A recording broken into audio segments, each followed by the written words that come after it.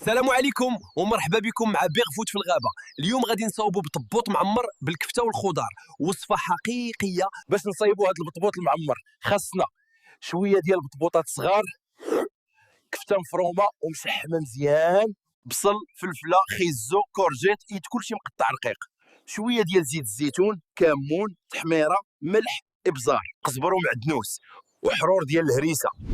واللي بغى يزيد الفرماج بكلشا راه يزيدو ماشي مشكل. دابا غادي نحمروا الكفته مع الخضره.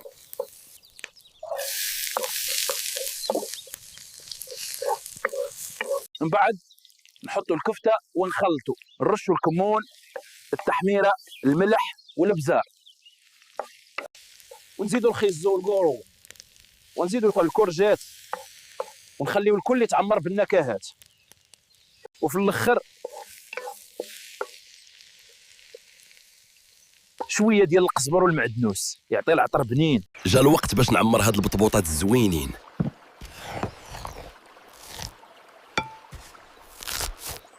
هذه هي اللذه اللي كتخلي كلشي ساكت.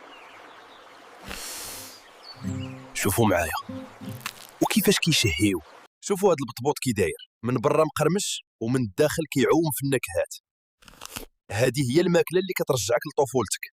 الا عجبتكم الوصفه ديال اليوم ما تنساوش ديروا لايك وبارطاجيو، خليو لينا تعاليق وكتبوا لي واش جربتوها. خليو على بيغ فوت كل مره وصفه جديده في الغابه.